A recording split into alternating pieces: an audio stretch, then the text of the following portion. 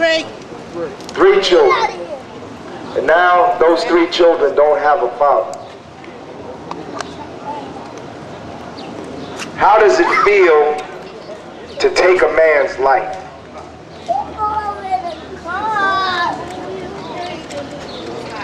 People said Basire was literally beaten to death.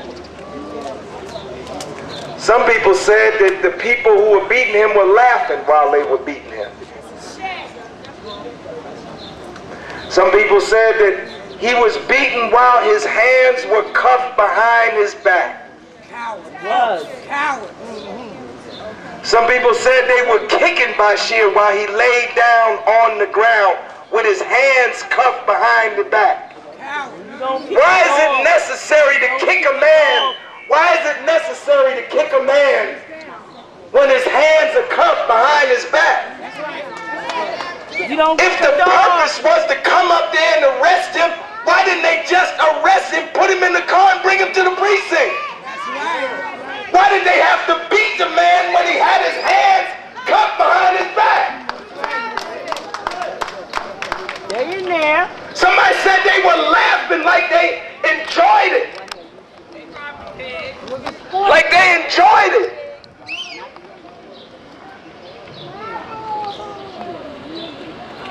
Somebody said they beat him, their hands was covered with blood. Then they said they went to the back of the car and got some water and washed the blood off the hands. Now, I want to ask a question. If a man died, where that man died, is that a crime scene? And if there were blood on somebody's hands, wasn't that evidence? And when you wash that blood away, are you washing away evidence? They washed their hands and they laughed. Somebody said they tasered him. Then somebody else said they don't use tasers. But somebody who said they saw it said they tased him. Why did they need to tase him if his hands was behind his back?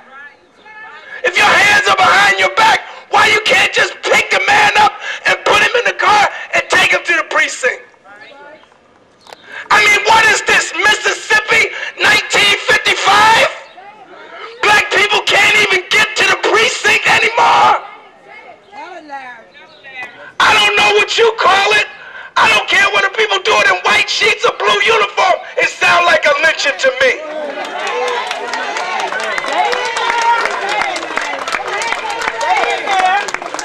I want to ask a question. Is the life in black skin any less valuable than the life in white skin? What is the basis? What is the reason for the disparate treatment of white and black people? Why is it our people can't even get to the precinct? Why is it our people, for a piece of crack, get 5 years and white folks with powder cocaine get community service? I want to ask a question.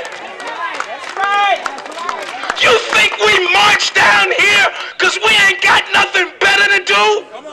You think we march down here and we don't want to spend our time, our holiday, our weekends with our families, enjoying ourselves? That's right. No, we come down here because we feel the pain of the death of a man who should be alive today. He should be alive. They went down there to Middlesex, got a tiger, didn't fire a shot, shot him with a dart, put the tiger in the van, and took the tiger back to the zoo. They went down there and got Gotti. Gotti was the head of the mob. They got Gotti without firing a shot, but they can't take an unarmed man down to the precinct without killing him. Somebody tell me why. We want some answers. I didn't come down here to talk about a whole lot of stuff today. I came here to talk about Basire Farrell. I want somebody to come up to the mic, somebody in charge of the police, and tell me why an unarmed 30-year-old black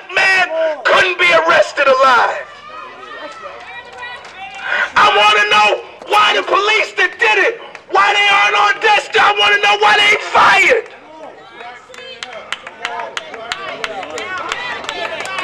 I mean, you think you can just make one statement to the newspaper and it's gonna be all over? We're here to say it ain't gonna be like that this time.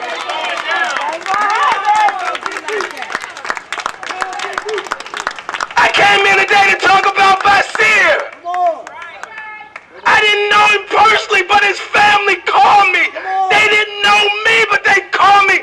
They said, please, Mr. Hamm, can the People's Organization for Progress help us? That's right.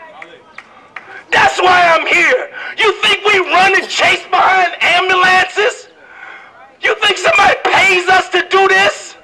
A family is grieving and is pain. And somebody needs to address that. Somebody needs to address why black men can't get to the police station alive.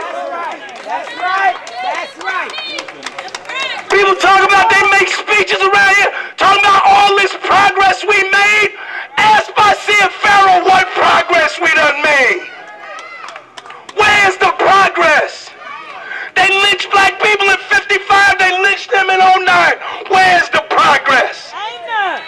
Is the progress now because the overseer is black and not white? Is that the progress? That ain't no progress. When the change is gone, that's the progress.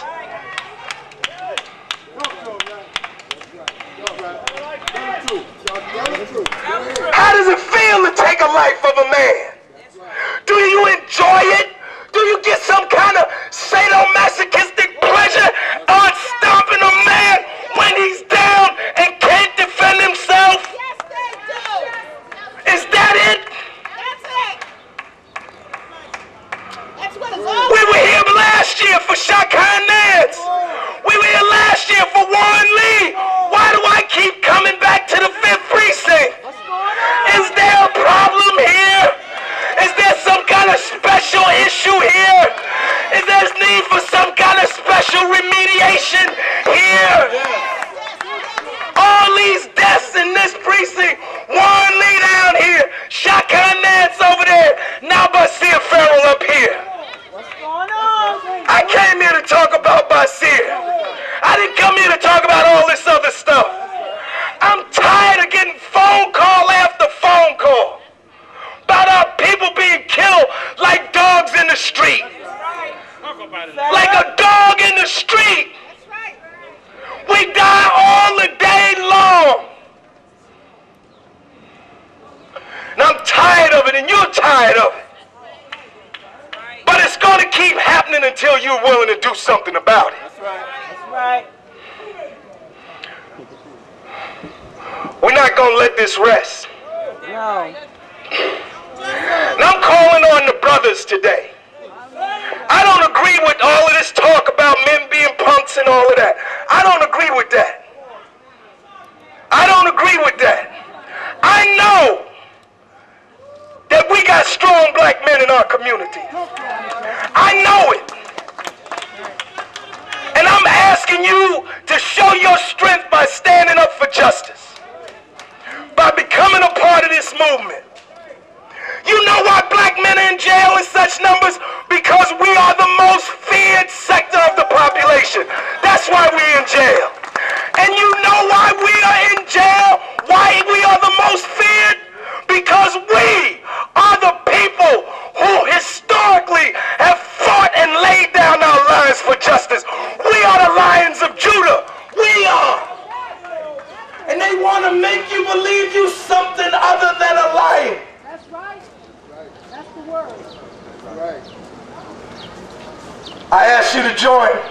If you knew Basire, if you thought he was a friend, or if you thought at least he believed he should have been treated as a human being, to join in this movement, to try to get justice for Basire.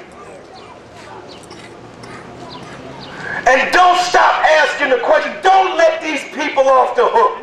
That's right. We ain't talking about some mistake being made here in some paperwork. We ain't talking about some house that didn't get built or one house being too close to the other house. We talking about a man's life was taken. And there's no